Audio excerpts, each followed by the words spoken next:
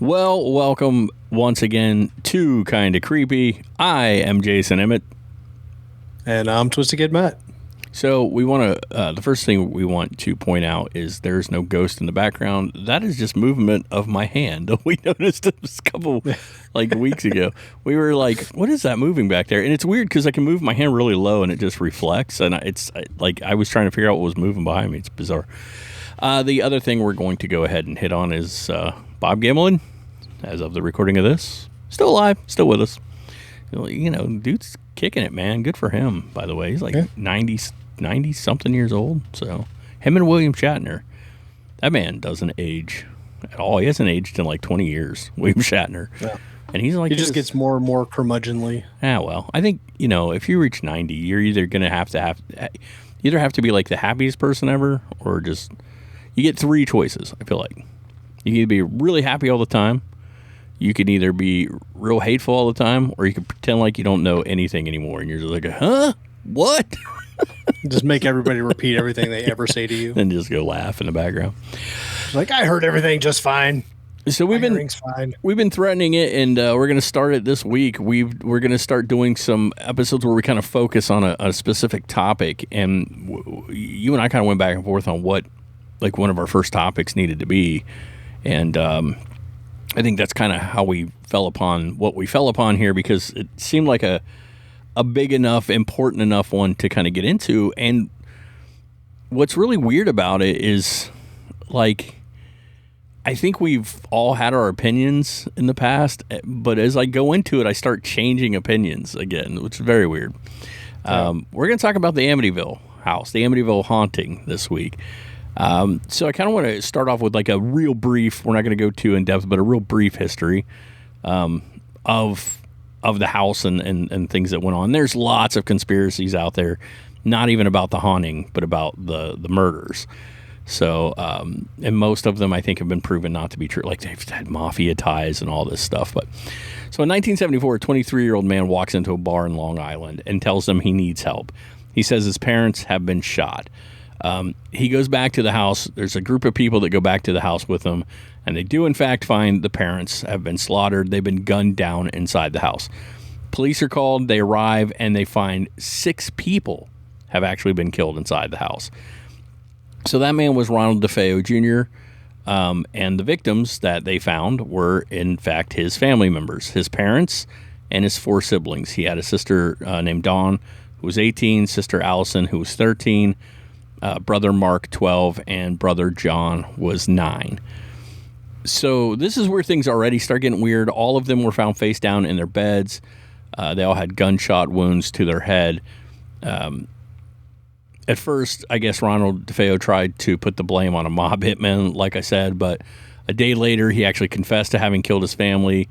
I have a quote from him. It says, "Once I started, I just couldn't stop. It went so fast." So police investigation concluded... Like Pringles. that's disturbing. So, yeah. That is very disturbing, Matt. So police investigation concluded that the rifle had not been fitted with any kind of sound suppressor, and there was no sedatives administered in. So this is already the first weird thing. How do you shoot not 6 times? There were... I had to do math in my head, but there were 8 shots, I think, total, because I think he shot them all once, but the parents, I believe, both got shot twice. Yeah, I think so that's the case. How do you do that? And they're all face down. How do you shoot? I'm not known to have murdered anybody, so I couldn't tell you. I'm saying, though, how do you fire a gun that many times in a house? And I mean, it's a big house, but I don't think it's 5-bedroom home, but no one hears it. That's always been one of the biggest things. Yeah. That is. And the story that I heard was it was like raining, like a really big, like loud thunderstorm that night. Maybe. But I don't know, man. Covering up that many gunshots, like I would hear a gunshot. If he timed it with thunder or something, I don't know. But how would you do that? Like, I don't know. It's just very weird. This is part of the, I think, problem that leads into some of the conspiracies and the haunting stuff. The other part is that over the years, Ronald has he changed his story several times on how the murders went down. One of them being that he heard voices, but that wasn't the first thing he said. and it wasn't the last thing he said. He just tended to change it. He tried to do the whole insanity plea thing. There was like a whole bunch of stuff that he has tried to say over the years. They actually never found a motive as to why he did it. They never found an official motive as to why this guy gunned down his family. I will tell you that the full story behind the murders themselves is really insane, and we highly recommend looking into it. There's a podcast that Matt and I will recommend. Matt, do you remember the name of the podcast? Because I forget it every time. Very Scary People. Very Scary People, yes. Yeah. And here's the thing about that. It is creepy enough, and it is not about the hauntings. It is strictly about the murders and all the different conspiracy theories and ties, and we highly recommend it. It's an audio podcast, but you should check it out. It's very good. Because we're not here for that. I actually found out recently that it's also a show on Investigation Discovery. Oh, so, nice. They've done a video version of it. Yeah. Oh, cool. Well, there you go. Yeah. But we're not here to talk about the murders.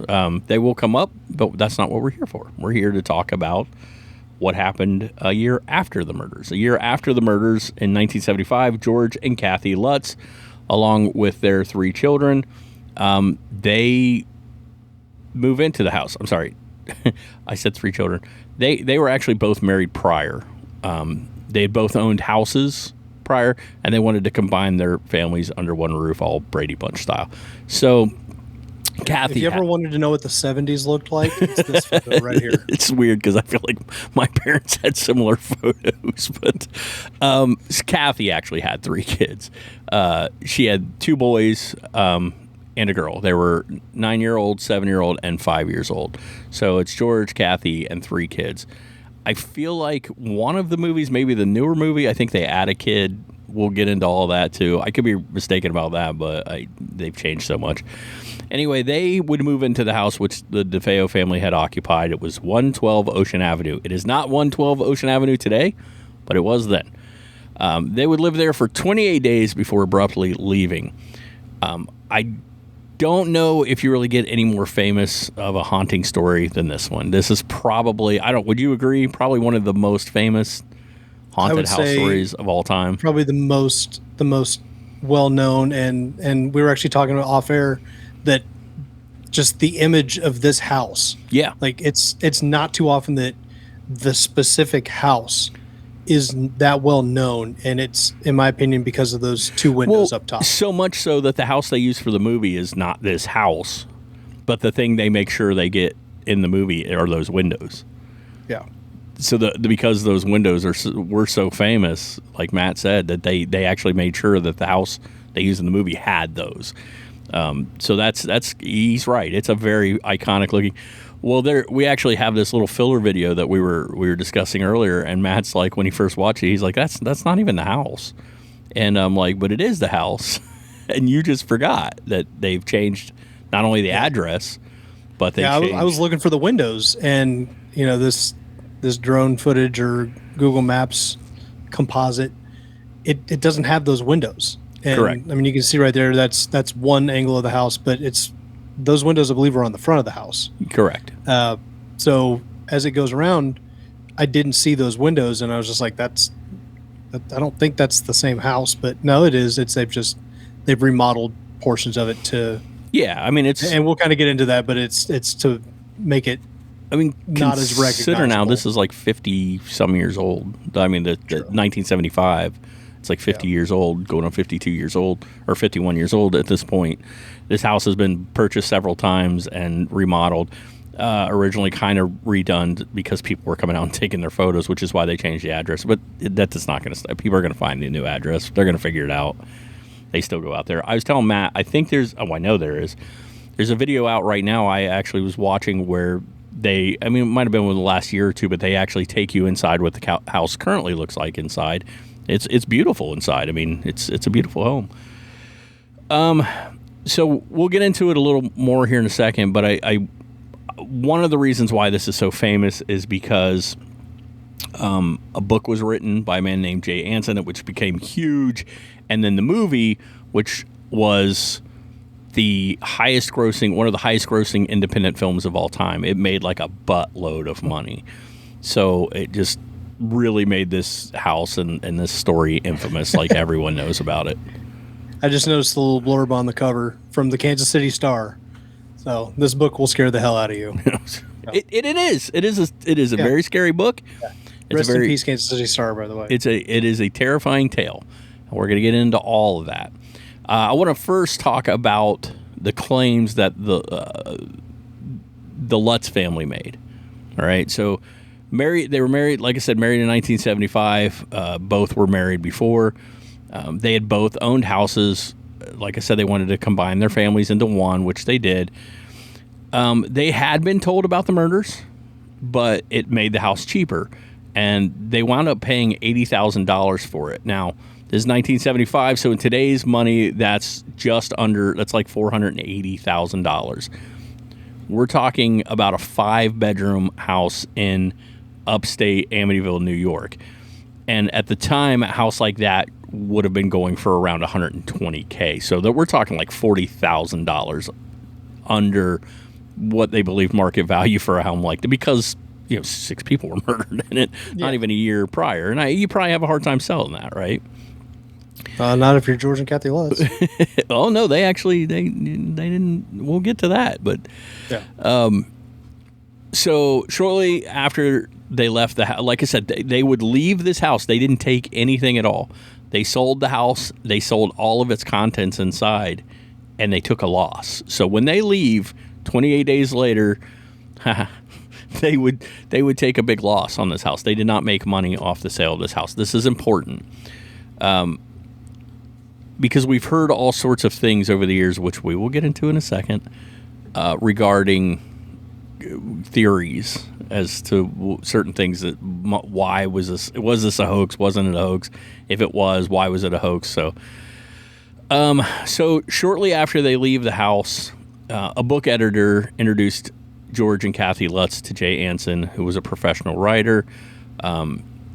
Just so everyone knows, the Lutzes did not work directly with Anson. They instead submitted around 45 hours of tape recorded interviews and stories, which is what Anson used for the basis of the book. That book, as we've mentioned, was the Amityville Horror, and that was published in 1977. Like I said, massive book, sold more than 11 million copies. So here's the thing, all right? We're gonna start getting into this in a second. But even if what the Lutz family said is true about what took place in the house, the book itself it's at best faction. It is a mixture of what they said and complete BS. Was that word faction a combination of fact and fiction? Yeah. Gotcha. Okay. So I was just like, all right. What we know now, absolutely know now, is that Jay Anson embellished what he heard on the tapes for dramatic license. His version of what happened, and this is important because I didn't know this, his version of what happened and the Lutz version of what happened differs a lot. Okay, from this book differs a lot from what the Lutz family actually claimed went down in the house. Second thing is the Lutz family never goes back on their claims of what they said happened in the house, and they claim that the entity from the house actually followed them when they left the house. And there's actually a second book written. I forget who wrote it, and that's my fault, but I believe it's called Amityville Horror 2, not the movie. And they claim it's a little more factual. We'll put it on screen up here. And it's about stuff that happened to them after they left the house. George and Kathy would end up getting a divorce, and they've both passed away at this point. But yeah. All right, so we're going to give an account of what the Lutzes claim actually went down in the house. And if you've read the book or even seen the movie, you're going to see some, it's just, what we got is way crazier than what they claim, aside from two things. Two things are a little whoa, but the rest really is pretty basic haunting stuff. Okay, so they buy the house, and the first thing they want to do is they want to bring a priest in to bless this home because they know 6 people were killed in it. So they bring in a priest. His name is Father Ray Pecoraro. Pecoraro, I think is his name. It's very, I don't know. So this is the first thing the novel gets different, because the novel calls him Mancuso. And that is not correct. We know that. There is no Father Mancuso. I don't know why they did that. It's anyway, probably an easier to pronounce name. Yeah, especially for me. Look, one thing we know is my history of pronouncing things is not great. So Father Pecoraro comes out, and I know that's not right. He according to what they say, he hears a voice that says leave, and he feels a slap on his face. He actually doesn't tell the Lutz family this at first, but eventually he does call them, and according to them, he says, look, it's this one specific room. You probably need to stay out of this bedroom. It's just something's not right there. He also claimed he had flu-like symptoms after leaving, and blisters formed on his hands. So one of the first things we hear is like, well, that's not true. This priest never came out to bless the house. But there are records and witnesses that say actually he did come out to bless the house. This is, I guess, backed up that he did. There are those who say he didn't, but there are things that point to the fact, yeah, he actually did. Also, this isn't a haunting thing. I mean, you're moving, they're I guess they're Catholic probably, and they're moving into a house and they want to bless it. That's not that unheard of, I don't think. Yeah. So the Lutzes claim that they would smell really foul odors throughout the house. They would hear really bizarre, strange sounds. They couldn't keep the house warm no matter what they did. And by the way, this seems to be a running theme even today, that there are parts of this house that people just can't keep warm. This has been like substantiated. They said that the front door would open and slam shut in the middle of the night. They said they would find this weird jelly-like substance all over the carpet and stuff in the mornings when they would wake up. George Lutz claimed at around 3:15 every morning he would suddenly wake up. That's reportedly around the time they theorized that the murders took place. He also claimed one night he heard his children's bed slamming up and down on the floor above him. He tried to get out of bed, but he couldn't. He said he just couldn't move, almost like sleep paralysis. He ended up falling back asleep. He wakes back up and finds Kathy levitating across the bed. That's one of the craziest claims.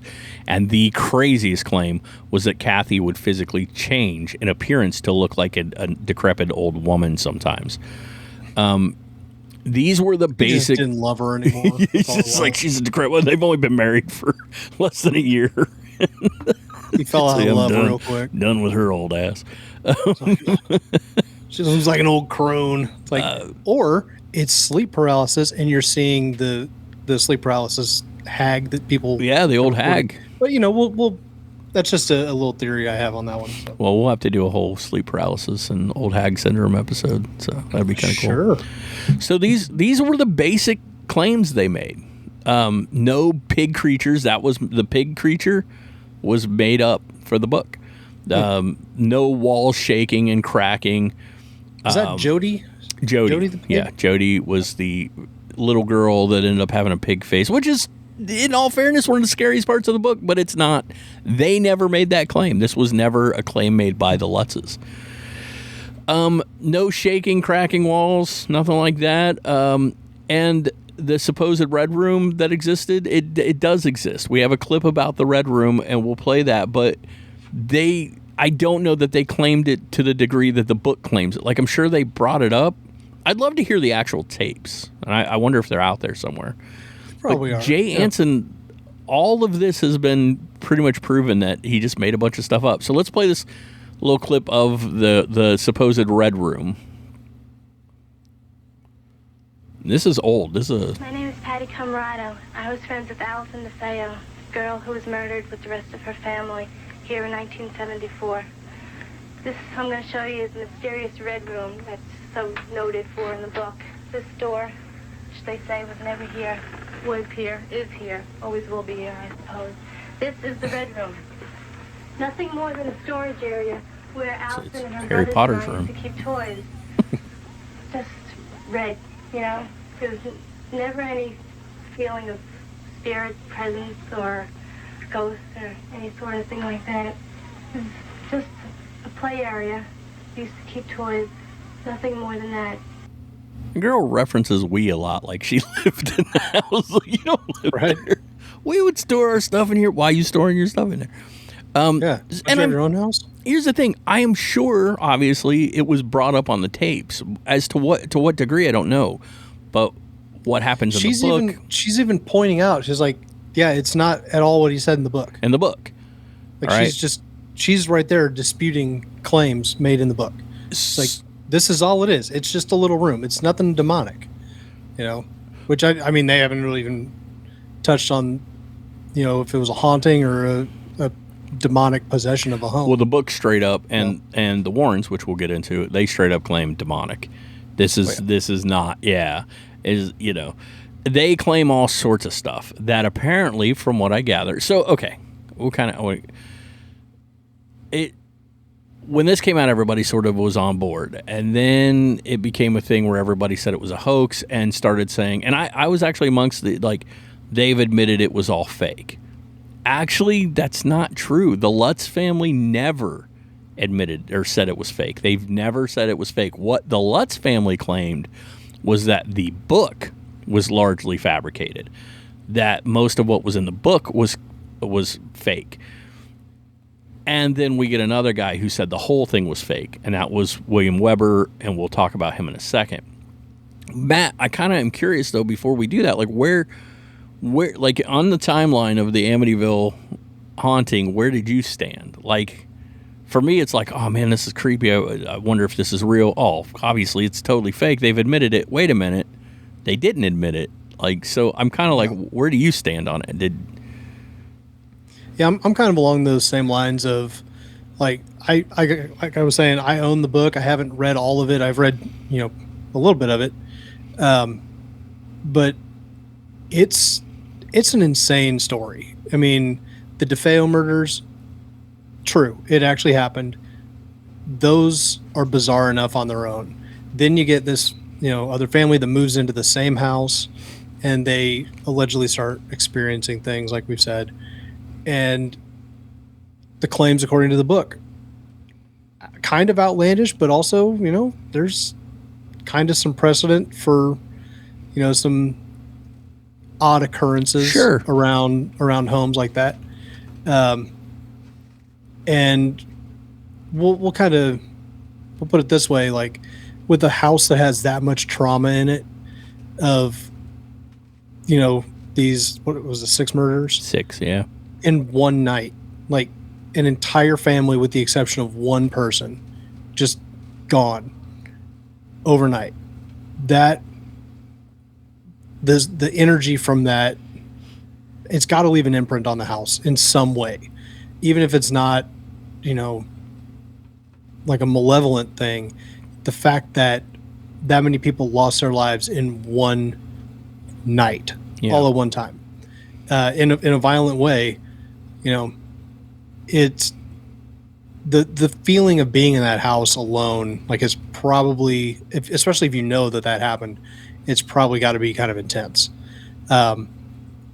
Whether or not it's, like jelly coming up through the floor, which, I mean, they had 3 kids. Maybe the kids got up a little early and were making breakfast and spilled jelly on the floor, and, the ghost did it. I mean, that's a possibility. There's a lot of stuff that could be kind of explained away in some of this. The drafty room, the one that's always cold, or they can't keep it cold, they can't keep it hot.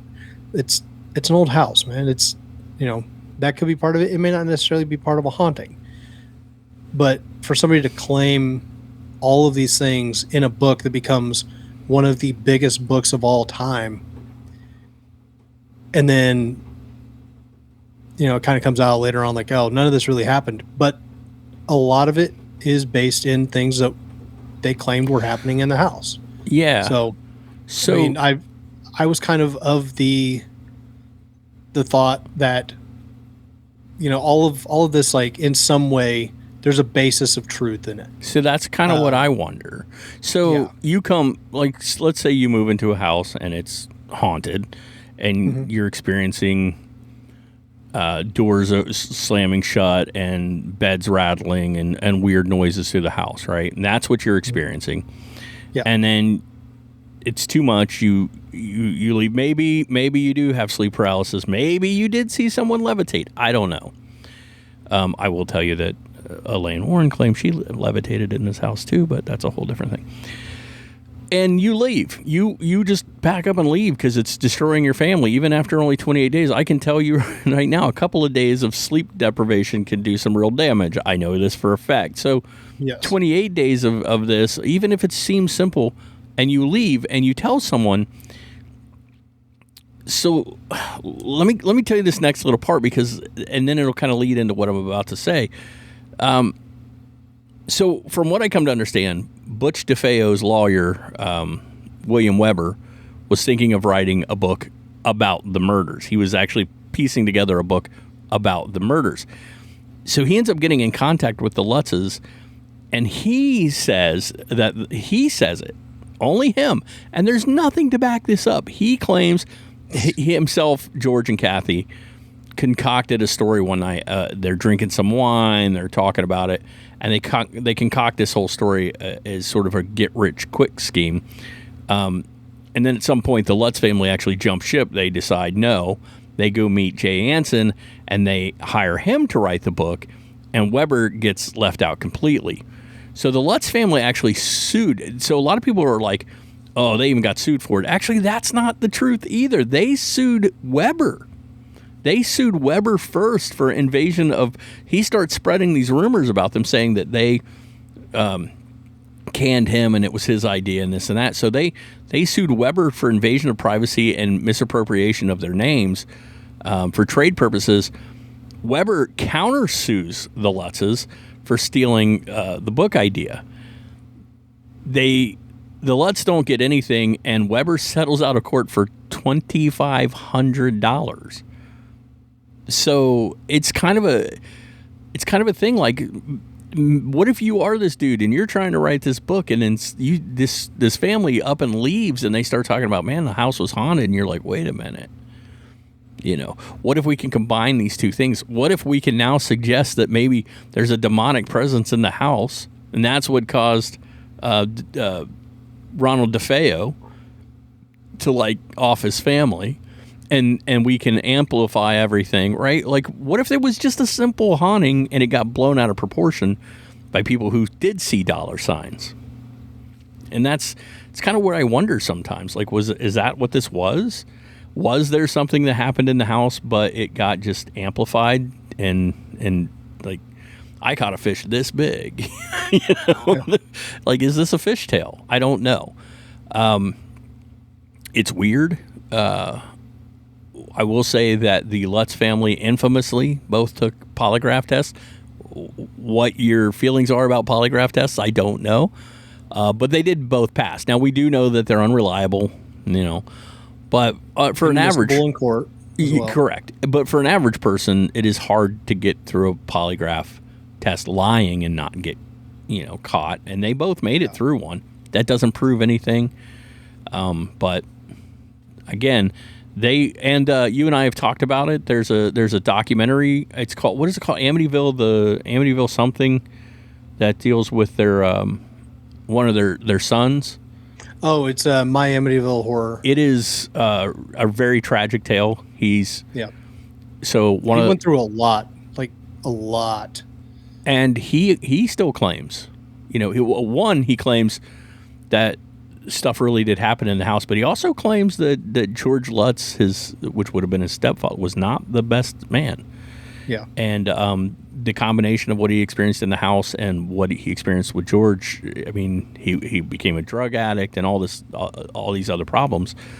I don't remember what that's on. Do you remember what that's on? Is that like Prime or something? I don't know. I can look it up, though. It's on one of those, like Prime or something like that. This is one of those weird things where Matt and I both just happened to watch it, like not even recently. This was... Yeah, it came out in 2012, and it's currently on Tubi. So if you have Tubi, you can check it out there. And if you don't, Tubi's free. So yeah, grab Tubi. Get Tubi. Great. It's great. It's wonderful. Full movies and TV shows. Yes, there are ads, but they don't cut anything out, so it's worth it. Not a sponsor, but they could be. Come on, Tubi. It'd be cool, Tubi, if you want to sponsor us. We like your service. Tubi. Sorry. So again, none of the Lutzes ever backed off of this. They claimed it was real the whole time. So in walks a pair of people that notorious over the years is, again, much like this story, Are they legit? Are they not legit? Some people believe parts of what they say are legit, and they embellish a lot of the rest. I don't know. But we're going to introduce the Warrens into this whole thing. At this point, I think most people probably know the name, even if just from the Conjuring movies.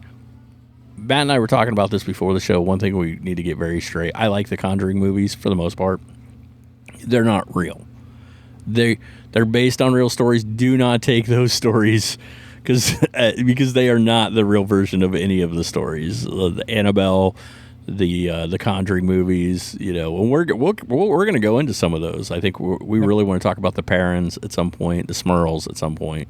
That one made me mad because the Smurl story is a great haunted house. It's just creepy as hell.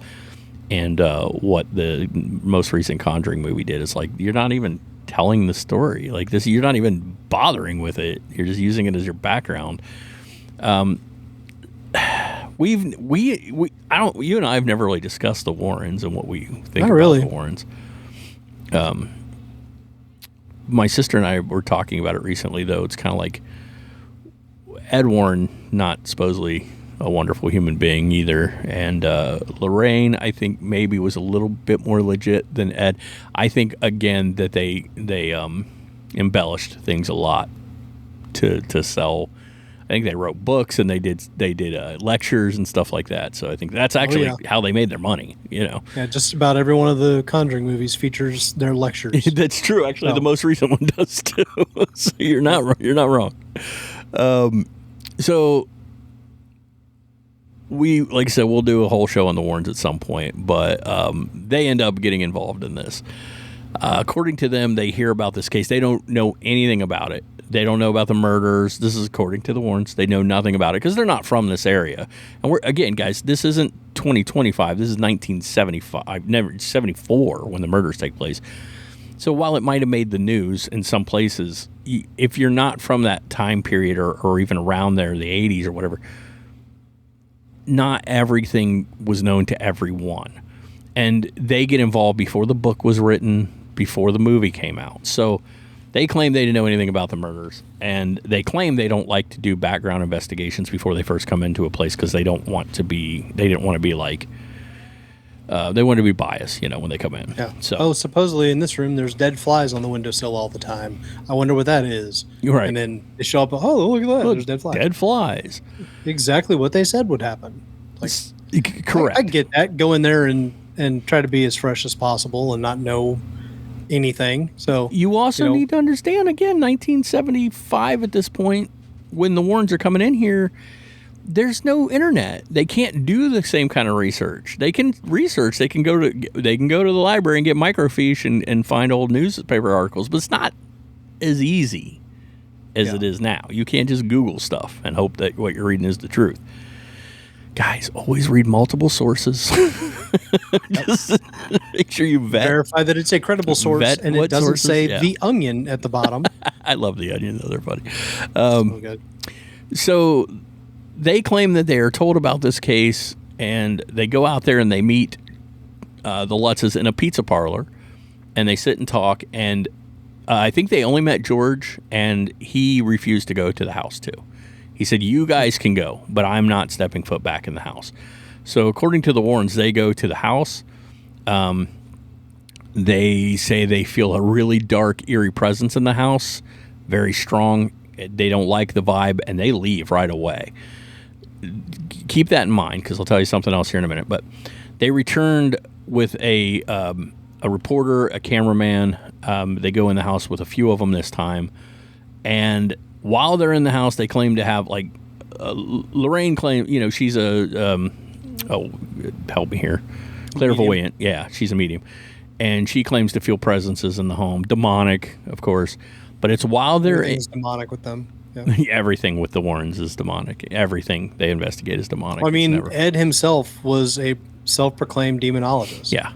So I'm going to say self-proclaimed until we actually talk about the Warrens later on. Because I will openly admit, I don't have all the information about the Warrens in my brain or at the ready. But yeah, I've always heard him describing himself as a demonologist.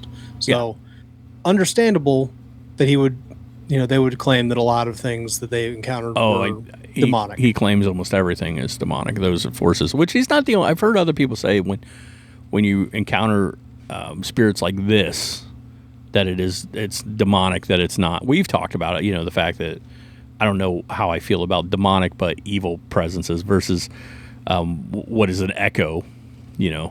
I think those are the most easily to believe, like seeing an echo of a ghost that can't interact with you or just seeing energy trapped. That to me seems very reasonable. Like not, I don't, but yeah, they claim all this is demonic presence. Yeah. So they return, like I said, with a couple people in tow. They go through the house, they take photos, and what we end up getting from that is the one piece of like evidence we have from the Amityville house, which is the infamous photo right here. Now, which is genuinely creepy. It's a very creepy photo. I don't care where you fall on this whole thing. The Warrens claim there were 4 people in the house. Them, the cameraman, the reporter. There were no kids in the house. Why would there be a kid in this house at this time? Yeah. Where did they get a child to walk through this house? If that's the accusation lobbied against them, where would this child have come from? Whose kid is this? Yeah. And why we're not saying that it couldn't have been faked. It could have been faked. But here's the weird thing. So we've got like some photos, we've got like a still of it. If you guys want to see like a little bit here's just like a zoom in of it. But we have like a still image, and then we're going to show you another photo. I did not create the photo we're going to show you, but it is hard to deny certain things about the photo we're going to show you. Now, I want you to keep in mind the Lutzes or the Warrens are in here. The Lutzes have left, but all their stuff is still in this house. Okay. They left that extra zoom in at the end, man. They left everything. All right, so let's look at so this is the photo, the infamous photo. And some people have taken to comparing the child we see in the photo with John DeFeo. And Matt and I were talking about this. Kind of have the same hair part, right? Mm-hmm. The nose, to me, looks really, like that seems about right. I don't know. I don't know if it's a real photo or not. Like, I don't know if it's a kid they took a picture of a kid, like, go stick your head around. It would seem weird that they would do that. Like, I don't. And apparently you can even see the body of this child. Yeah. Like through the banister. Yeah. I mean, and he looks like he might be in pajamas. Yeah. Which is fitting if that's what he was wearing when he was unfortunately murdered.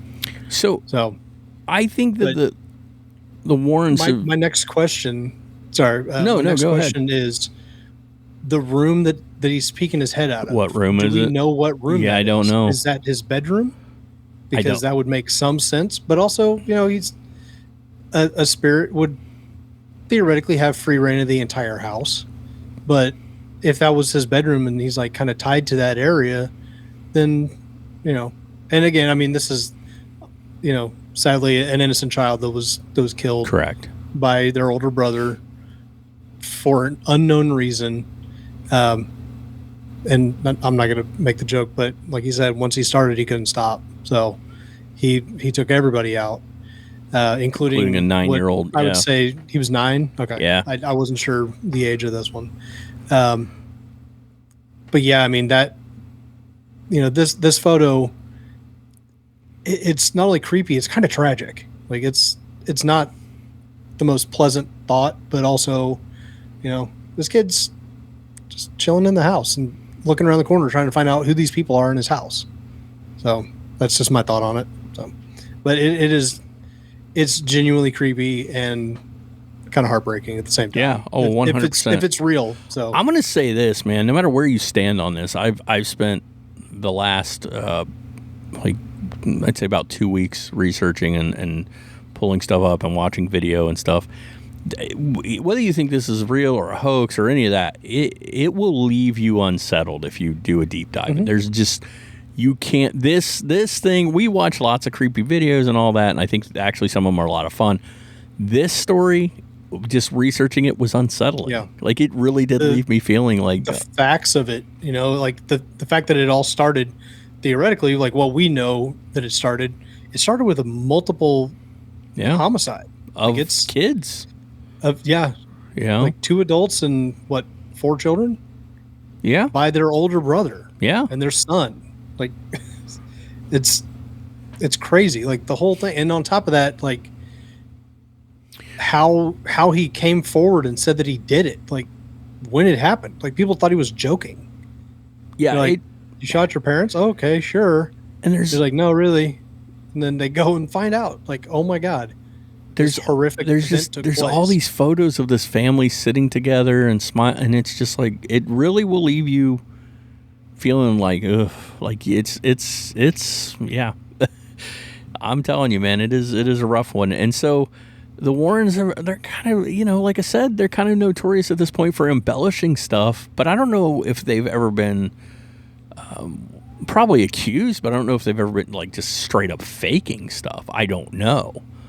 Yeah. Like if they've ever been, I don't think they were ever proven to just fake stuff. I think embellish and make stuff up. Yeah, like, oh no, this happened, but really it wasn't. Kind of like I think this book was, like, oh, we're going to take this story of jelly substances on the carpet and make stuff running down the walls. And we're going to take, the story of weird sounds and a kid and make up this pig-faced demon. Like, I don't know. So we've heard theories.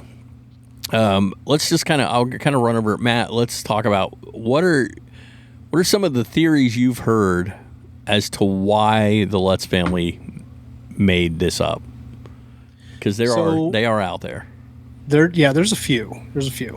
Some of the theories that I've heard were that they kind of got in over their head as, financially, as to, they're like, oh, we can afford this house. And then suddenly they're like, we can't, we got to get out of here, but we got to recoup our loss somehow.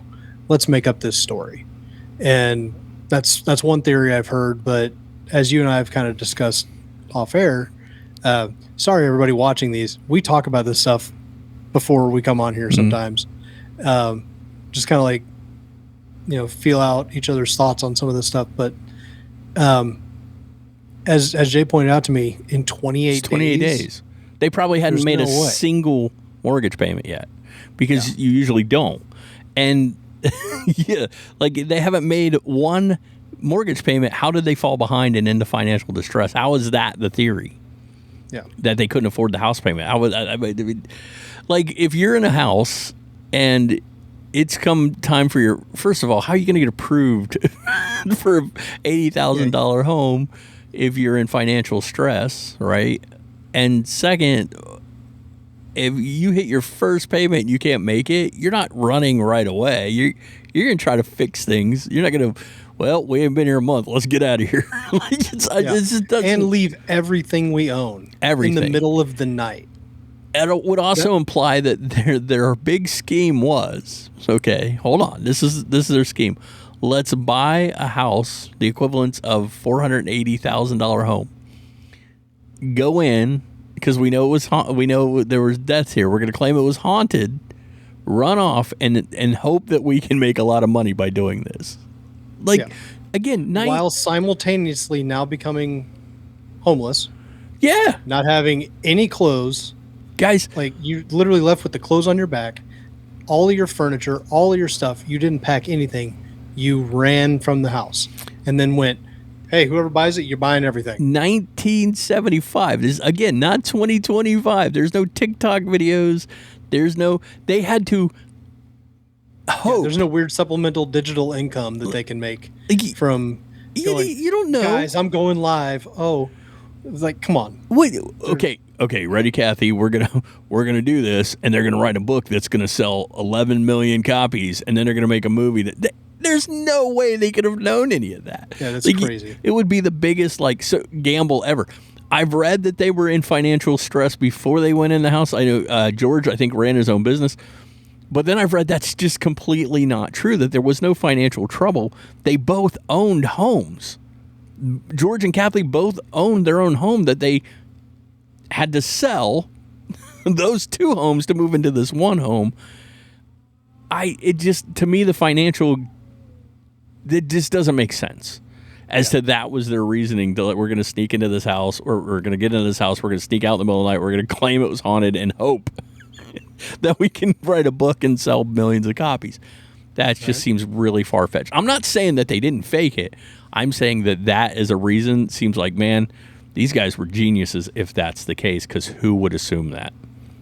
Who would assume that's what's going to happen? Like, you would never know that is the outcome of this whole thing. The other thing that's really important here, and again, it doesn't mean it wasn't their intention to like sell the story and get rich. But there is a myth that they got rich from the book and the movie, and they did not. They, over time, earned around $300,000 in total for everything that took place with the book and the movie, whereas those two things made millions. They made $300,000, and they actually struggled financially for the remainder of their lives. They were never financially like successful people. So again, maybe it was their intention. Like when we ran out to make a lot of money. Think about the fact that not only are they going to be financially struggling, they're fighting against criticism the rest of their lives. The rest of their lives. Like they potentially endured, being a laughingstock, potentially harassment from other people, harassment from journalists, just people disputing the claims in general. And if they never backed down on it and also didn't really financially gain from it, what did they get from it? Like the rest of their life being hell. Yeah, according to the family, it was a miserable existence. I mean, like the kids, they've talked, especially just if miserable. It followed them to their next place. Yeah. So my thoughts have kind of went like this over the years. Oh my God, this is a creepy true story, because it says it right on the book cover. It's like based on true. Like, I don't think it says based on. I feel like the book cover says the true account or something like that. It doesn't. Let's pull it up. It says, no, this one, a true story right there. The Amityville Horror, a true story. True story. Yeah. So I think what happened is, again, we thought it was real. Then we heard it was all a hoax, and that they admitted it was a hoax. Turns out they never admitted that. Only William Weber says it was a hoax. And they said that the book was made up, that the book is not the true story. Here's what I kind of feel. Maybe they moved into this house thinking they got a good deal. Maybe they experienced some creepy stuff, real typical haunting stuff. Probably not even over the top haunting stuff from some of the stuff we've watched, right?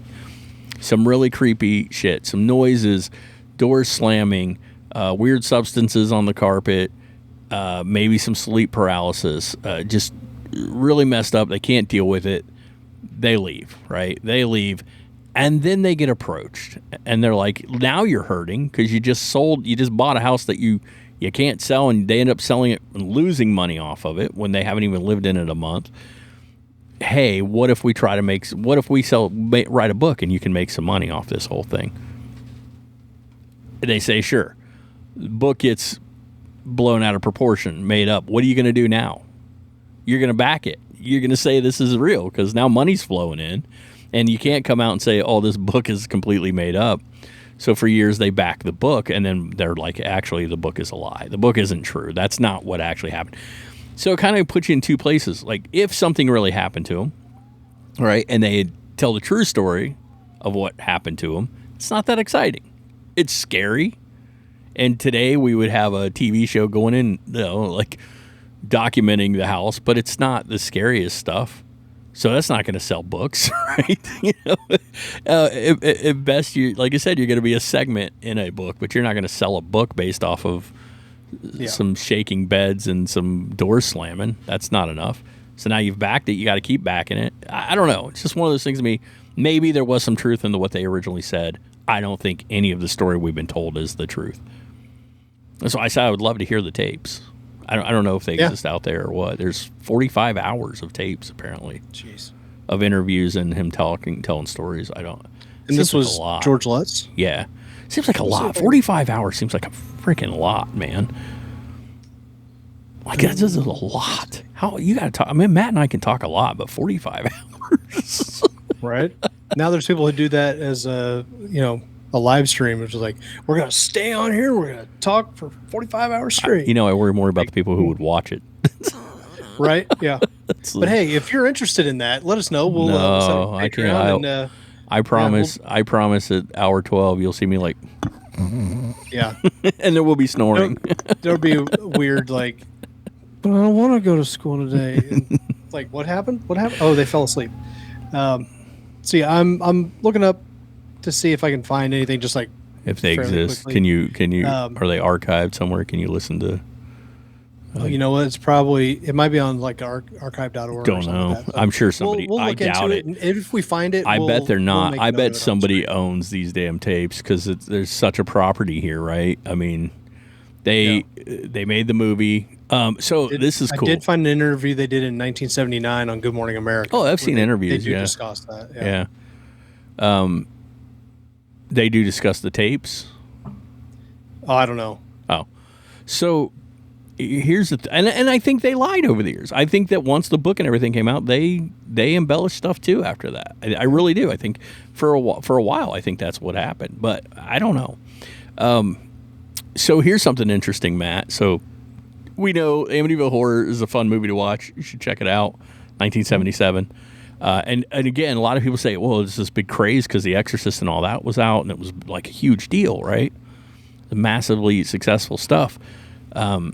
And so, of course, this gets embellished a little bit. So, watch the movie. It's great. They did a remake in like 2014 or 15 or something like that, which is okay. It's not great. With Ryan Reynolds as 2005? All this stuff. 2005. All this stuff about the Native American burial ground and all that was made up. Factually, there's no fact behind that there are no Native American tribes that were known to be in this specific area. So that is all like just total. I mean, I'm sure there were, but you know what I mean. It's total just BS. It's not real. But there have been several spin-off movies. Okay, several. I was about to try and give you a number, by the way, a number of movies that have been based off of this case in one way or another. To varying degrees, Amityville Possession and the quality of subject matter in general. What's her face from Disney? Bella Thorne is in one of them. I think one of the most recent ones. Oh, I watched it. It's horribly boring. Like just when you type in the Amityville horror film series, let's see, 2, 3, 4, 6, 16 movies pop up. So let me explain and that's not even remotely close to let me explain that to you. So many. There's some weird right issues that it involved with, believe it or not, because of the town of Amityville, and there were some weird right issues that caused a screw up so that people were technically allowed to use the name Amityville.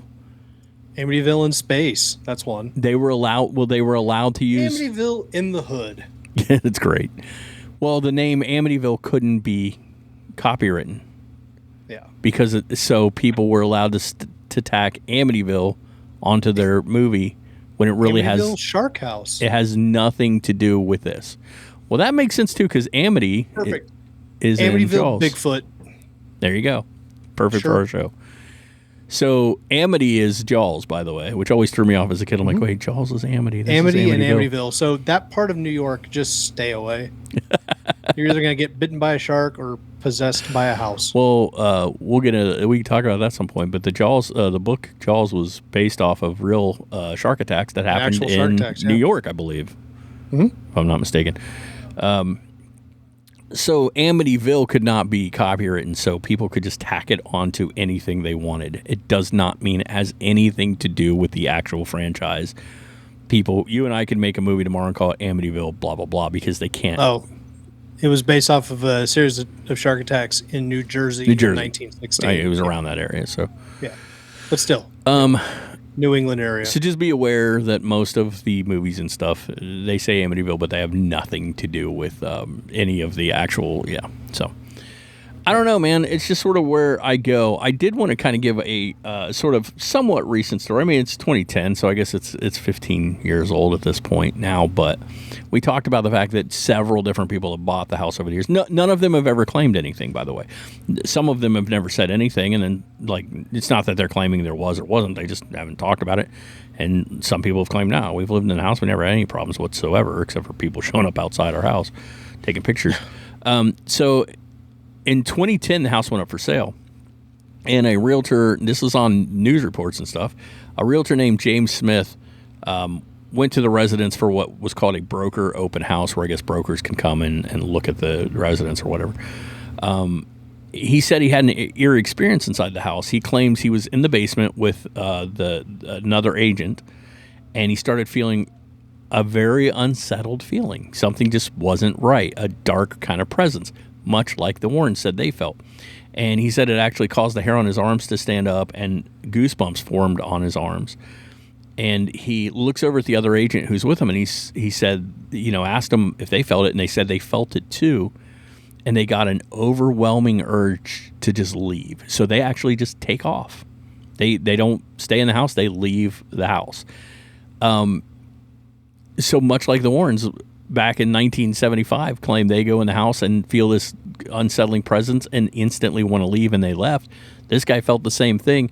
And I want to give a real quick personal story because it's kind of lends into this a little bit. Years ago, my ex-wife and I were house hunting, and my son at this point is probably, God, he's not quite 2, or he's about 2. He's right in there, right in that age. And we've been looking for houses all day. We've went into several houses with him, and there's this real fancy, rich neighborhood, right? And there's a house for sale up in this neighborhood, dirt cheap. So we drive up there, and we're like, okay, well, the house is run the hell down, like it's destroyed, decrepit, but we kind of walk around the back, and sure enough, we can, entering, I guess, illegally entering, but you could pull open the sliding glass door. So we did. It's myself, my ex-father-in-law, my ex-wife, and my son, and we're walking around the house, and it's just beat all to hell. Now we know it's like been ransacked. Kids have been in there, spray painted on the walls, but it's in this beautiful neighborhood, and it would be sliding glass doors open. Gorgeous house, right? People can go in. So I go down in the basement, which is finished, but I get about halfway down the stairs to this basement, and I freeze, and I start feeling really unsettled, and I don't know what it is, but my brain's don't take another step. And I'm standing halfway down the basement stairs when my father-in-law at the time comes around the corner, and he's like, "What's going on? What's down here?" I'm like, "Oh, it's just I don't know, I guess it's the basement." And he starts down the stairs, and once then I kind of get okay, I'm cool, and we walk down together, and it's just a basement, and it's finished, it's whatever. So we leave, whatever. Later that night, we're talking about the houses we've looked at that day, and we kind of asked my son, "Hey, bud, what'd you think of the houses today?" And remember, he's about 2. And my son says, "They were okay, but not the one with the monsters, Daddy. I didn't like the one with the monsters, Daddy." And my ex-wife and I, we just freaked out because later we would drive by that house. The house has been bought and redone, and it's gorgeous. But we would drive by it, and my son would point and go, "That was the house I was talking." And it was the same freaking house. So having that unsettled feeling, I know exactly what that feels like. And it's I don't know why we didn't hear or see anything in that house, but that feeling of, I don't want to be here, something isn't right. And so, make of it what you will, whether James Smith was, whether he was feeling something based off of what he knows about the house. He says it's a gorgeous house, it's a beautiful home, and by all accounts it is, and no one's really experienced anything in it, but some people were more susceptible, and maybe he just felt something like just some residual shit, or maybe there's nothing. I really don't know. Yeah. The whole premise of this is it real or is it a hoax? We've heard many things over the years. I definitely think a lot of it is fake. I definitely think a lot of it was made up. Was all of it? I don't know. Don't know. I guess we won't know. But yeah. Now, I think I kind of asked you off air, and if not, I'm going to go ahead and ask you now. Given the opportunity to go in this house and just not necessarily investigate, but just like take a tour of it and just see what kind of vibe you get off of it, would you do that? Yeah, probably. Yeah. Would you go down into the red room? Well, the red room is apparently not even down in anything. Yeah, again, probably. Especially if I'm not alone. I've done all-night ghost hunts and stuff, which we'll talk about that at some point too. And very similar, I got a weird vibe going into solitary. I was in a prison, and I did not want to, like, same thing, like halfway in. And if you'd have been there with me that night, I wasn't afraid. I was venturing into lots of areas before my group, ahead of the few people I was there with. But every once in a while, you just get that feeling, man, something ain't right about this one. And I would definitely go in. I would definitely do, a ghost hunt. But I can't say what rooms I wouldn't go. Probably, I'd say right now, I'd go into them. You'd find out which rooms you would and wouldn't go into when you're standing in the doorway. Probably. I'm very good at not ignoring that feeling. If my body is saying don't go in there, I joke about this all the time. Been joking about it for years. Mine happens after I'm like well into it. It's like, shouldn't have done this. No, I shouldn't have gone in here. Wow, I'm about to die. You know that morbid sense of curiosity most people have, like where somebody will say like, "Oh God, that hurt. Try it," or "God, that tastes like shit. Taste this." Mm-hmm. And most people will do it. A 9-volt battery. Yeah, I won't usually do it. I'll give you. Not appropriate for the show. I have never watched Two Girls, One Cup. I don't need to see it.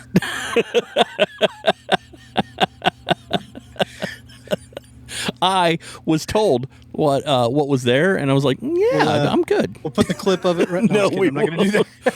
But I'm saying I never watched it because I knew what it was, and I knew. Yeah, other people who describe it, you don't need to see it. Yeah, dude, I have seen cake farts though. One time, and I was like, "Oh God, what are you making me?" I didn't know, Freddie. By the way, I didn't know. Somebody put it on the screen, and I was like, "What are you? What? Why? Why would anybody watch this?" I think there's a. Why would you share this? You watching it actually of us? Wasn't that when you were? It wasn't me. Wasn't that when you were on? We did another show, and no. There's an audio recording of my ex-wife and a friend of ours watching it. That's what that was. Yeah, I refused. I wasn't going to watch it because I'd already seen it. Somebody just sort of put it in front of my face. I'm like, oh my God, what is this? I don't have that morbid sense of curiosity. I don't have that morbid sense of curiosity. I don't need to know certain things. I'll take your word for it.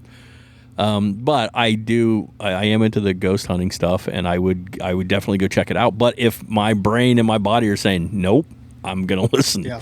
Like, yeah, they're telling me no. So if you want to go in, you go right ahead. Tell me, you can report back. We come back in here, and you don't know what we just talked about, but it was more disturbing than any ghosts there for a minute. So yeah, I just think that this is a really cool one, and we're never gonna get straight answers, especially since a lot of the parties are not with us anymore. Yeah. The ones that were genuinely messed up by the whole situation for whatever reason, and he means genuinely. Like, again, whether you believe it was because of the haunting or it's a tragedy either way. Yeah, like no matter what, lots of tragedy involved here. I don't. So like, if you were in the market and there was like this beautiful home that you could get for $40,000 under what it's worth, like, would you do it knowing the history? I don't think I could. I'm not talking about somebody dying in the house. I'm talking about 6 people slain in the house. I don't know. Earlier you said turn it into an Airbnb and just like, really. You made a comment. Look, I think you might be right. There is a fountain in front of the house. Yeah, so it's a little statue. But it looked like 2 people. It looked like somebody holding a baby, a person like in front of them. Sorry, we were talking about something off air. It's just a photo. It's not like a ghost photo. Yeah. It was just a for the record photo. We were referring to this photo right here. You're right. I see it now. He's holding a baby. Middle, yeah. So it's probably like baby Jesus. Same. We were just having a discussion earlier as to whether that was like 2 of the kids standing in front of the house or if it was a statue, and it's clearly a statue. So sorry, not 2. There it is. Yeah. Or that kid's just been out there all night. They're just like, take the picture already. I'm trying to go back inside and the upstairs. Matt said to me earlier, again off the air, but he said, like, not that we agree with it, not that we think people are right for it, But like, if you're buying the house now and getting mad because people are coming out to take, like, you got to know what's going to happen. Doesn't mean they're right, but you got to know it's going to happen. So that would even be even more reason for me not to buy one of the most infamous haunted houses of all time. I just don't. That people were slain and murdered, I would always have that in the back of my head. Like, not even for ghosts. I would just know, like, oh. Like, you can renovate the windows all you want. You can repaint it all you want. It's still 112 Ocean Avenue. Yeah, it's not. You can change the address. They did. But that's what I'm saying. Like, it's not that anymore, but that's what it was before. It still is. It's still the house where all these people were murdered. And I would know that. Not even a haunting thing. I would just go, oh, this is the bedroom. Like, I'm not going to put my kids, like, oh, yeah, putting my kids in the room where other kids, it just would feel weird to me. So now, for the record, my wife and I, we watch Scariest Houses in America. We love, like, Zillow Gone Wild and I love that stuff, things like that. The Scariest Houses in America, I mean, they literally feature homes that people have moved into where murders have taken place, and there's alleged hauntings and everything like that. And the one we watched yesterday at time of filming, it's the newest episode. It's in season 2, episode 2, I think. There's a couple that moved into this house, and there is a reported ghost sighting that happens there fairly frequently. It'd be known as a residual haunting, not an intelligent haunting, meaning it's just kind of playing on a loop over and over again. But one of the things that the husband says is, "Yeah, we're planning on turning this into the nursery." And the host just looks at him like, "Why would you do that? That doesn't make any sense. Yeah. Like, why would you turn this room into the nursery? Like, just terrify your child every night." Right. Just, oh, the old man's looking out the window again. So, I mean, it takes a certain kind of person. What also is, to move into a house like that. I don't know if I'm that kind of person. Like, yeah. And as we will discuss on a future episode, I've seen enough things in my life. I've seen things. I've seen stuff and things. But I've seen enough things that I wouldn't necessarily want to wish that on anybody else. Yeah. Like, there's a house that we'll talk about in that future episode that, if I remember right, after we moved out, it became a very dark house. I have that. I have a similar. It wasn't necessarily before. There was something, if I remember right again, that happened before we moved in that may have led to some of the things that we saw in that house. But apparently after we moved out, it became much, much worse. And I'll have to get more information on that, but just to tease a future episode on that one. But yeah, like, would I want to move back into that house? No, absolutely not. Had it been, I almost moved next door to one of mine. That's weird. I'll tell you all about that. If it had been in the same state that it was when we left, maybe.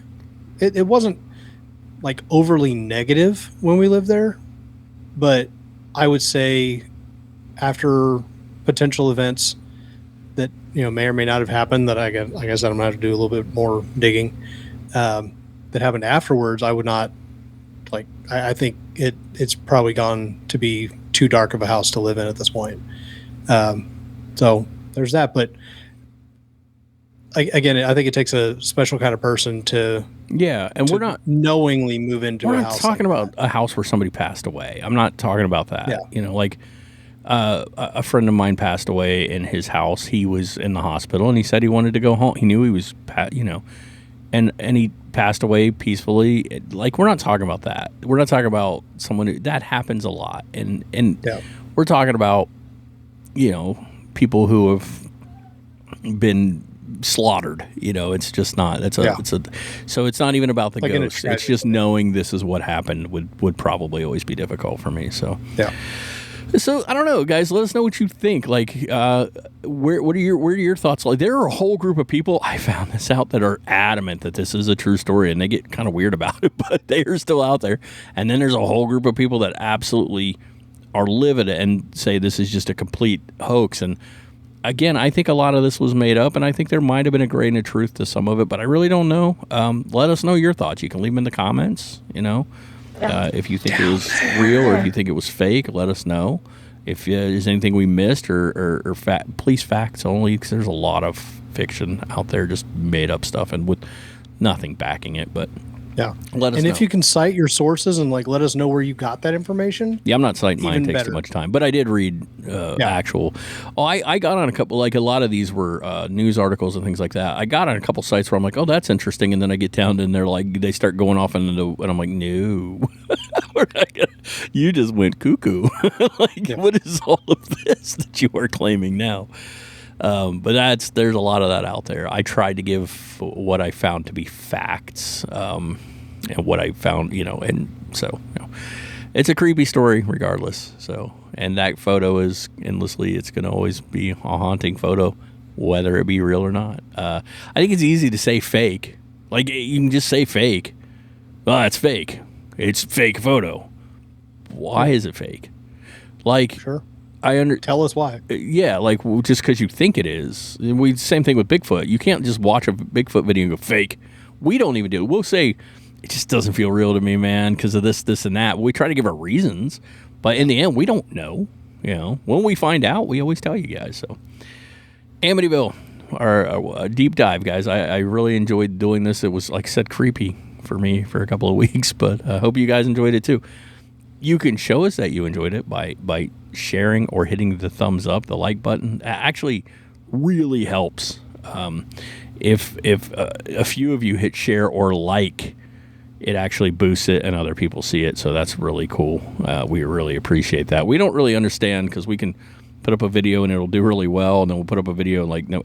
And I get it. Some people don't want to watch, certain types of things. Maybe you're into Bigfoot, but you're not into UFOs, or I don't know. But which is weird usually if you're into part of this, you're into all of this. But you can also hit subscribe. That'd be great if you guys, have a chance. It take you, I don't know, 2 seconds to click it. Yeah. So subscribe and get more of. It's right down there. Get more of this down there. Entertaining stuff here. And yeah, we got some really cool stuff. We got some specials coming up in October. We're about to hit our 1 year out here, and we got some special guests. And should we make that the anniversary episode? Should we make that the true story one? Oh, yeah, that'd be really cool. We should do that. What he means by that is we're going to tell some of our experiences, stuff I was alluding to a little bit ago. Experienced. I've never seen a Bigfoot, I don't think, but maybe I did. I know that sounds weird, but there's a whole story. You see me without a shirt on, so that's pretty close. Seductively dancing. Yeah, it was weird. We weren't like swimming or anything. He just walked in and said, "Look." Like, hey, I was getting a little warm back there, so I figured, There he goes, turning into Rolf the dog again. I hope that something better comes along. Actually, if you know of our old show, there was one time where I decided to prank Jay on the show and cut away with the camera, and then when I came back, I was just sitting there without a shirt on. That did happen. It took him a while to notice that I didn't have a shirt on. Did happen. Yeah. And I kept having to go like, hey, man, look at this. Yeah, so our old show was a weird one. Just be glad that we don't do those things anymore. All right, guys, thank you very much. We appreciate each and every one of you. Please come back. Let us know if there's anything you would like us to cover. We will definitely do that and look into that. Yeah, like we're kind of welcome it. If you have a story, please share it with us. We would love to read it here on the show and kind of get into it a little bit. And yeah, that's all I got, man. Hopefully you guys really enjoyed this episode. We're going to be doing some more deep dives as things come. Pay attention in October. We got some very, very special guests. Well, I was there for part of it anyway. And half of it. You'll get into all that on the show. So, guys, till next time, remember, there's one thing you absolutely have to do. I mean, you should subscribe, you should share, but there's one thing you should absolutely do, and that's keep it creepy. Keep it creepy. This is kind of creepy. Goosebumps rising on my spine.